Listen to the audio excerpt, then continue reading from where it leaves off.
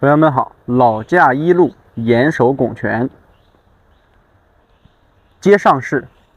斩手。好，放松屈膝下沉，两手自然手腕相合，按掌正脚，松右胯，领左膝上提，左斜前方45度开步。当走后弧，重心左移，双逆缠外蓬，两手打开。松左胯，当走后弧，重心右移，蓄力相合下沉。左手立掌合于身前中线，右手握拳藏于腰胯间。好，松右胯，当走后弧，重心左移，对拉冲拳发力。好，换个方向。斩手，严守拱拳，一，相合手腕，正脚下沉；二，领膝上提，下按开步对拉；三，当走后弧，双逆缠重心左移；四，双顺缠重心右移，放松下沉，蓄力相合，合于身前中线，移重心对拉发力。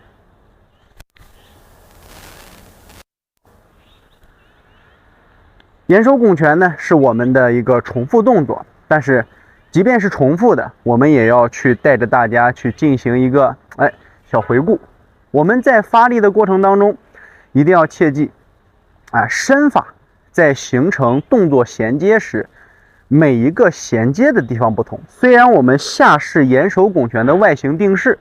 都是一样的，但是斩手衔接严守拱拳和闪通背衔接严守拱拳，它们之间的变式却有点不相同，所以我们每次遇到重复的动作，都会将这个衔接的地方来跟大家去进行一个讲解。好，从正面观看，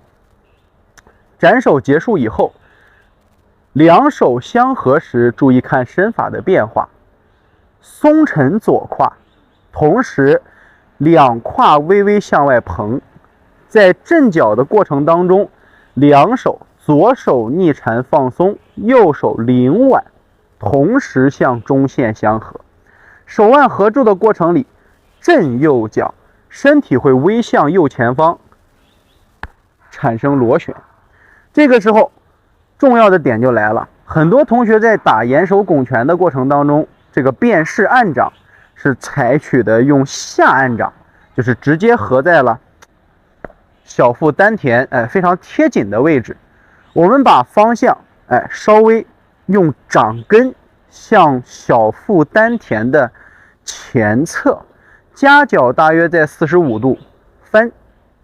外蓬斜45度撑掌正脚，随后再松右胯领左膝，再对拉按掌开步。这时候我们的身法才会形成一个由小腹掌根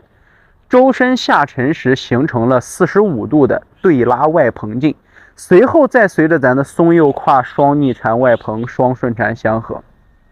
这个过程里面的细节其实非常简单，就是需要大家把这个蓬劲儿保持在身体上，去把这个习惯给它稍微改善一下。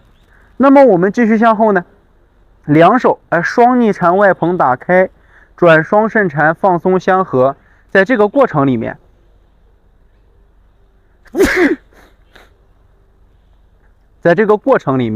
我们要想打好严守拱拳，还是那句话，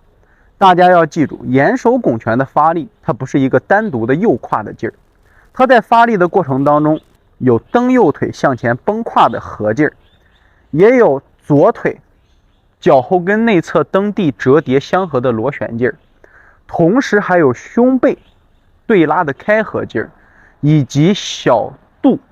以及我们的小腹丹田主动向左螺旋的螺旋劲儿，形成了这些周身整体一气的劲力之后，我们才能把严守拱拳发好。很多老师在意的总是说，老师我的冲拳方向要不要在斜45度，或者要不要在正前方，或者是打到这个位置，总在考虑出拳的方向和位置。那么与此同时，你的裆胯却没有做出和拳头相应的方向劲力。那问题都出在哪呢？我们常跟老师们说，眼手拱拳的发力结构一定是拳肩胯3个点形成3点的一个三角形，要对应住这个点、这个点、这个点，这3个点最起码要对应住。如果我们打拳的时候，你的力量肩、胯，他们身法在向前螺旋的时候，手向这个方向去打出去，那大部分的力量都集中在了这里，所以身上出来的抖动，抖不抖？确实抖，但只是仅仅在身上的抖动，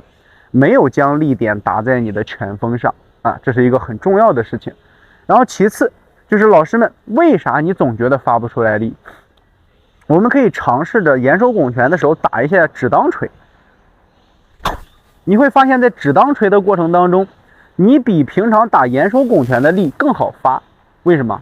因为眼手拱拳它是一个平行于地面并且是冲直拳沉肩坠肘的力，指裆锤呢是一个斜向下的，越是手向下出拳，那么你的整个手臂对于肩关节是不是能够做到更好的沉肩坠肘的放松？你看一打肩膀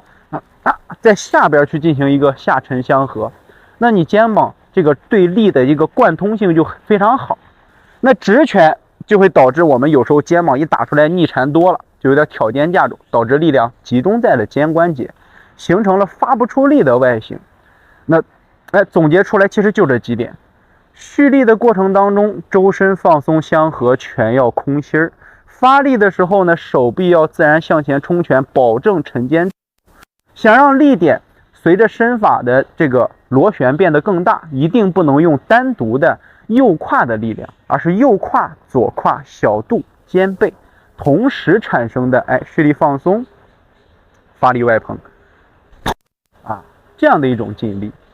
所以大家要把眼手拱拳的这些注意事项和注意的点在心里边再多过几遍，重复的动作重复听每一次的课程内容讲的虽然不是那么一样的语言，但是重点内容却是相通的，希望能够提高大家的记忆力。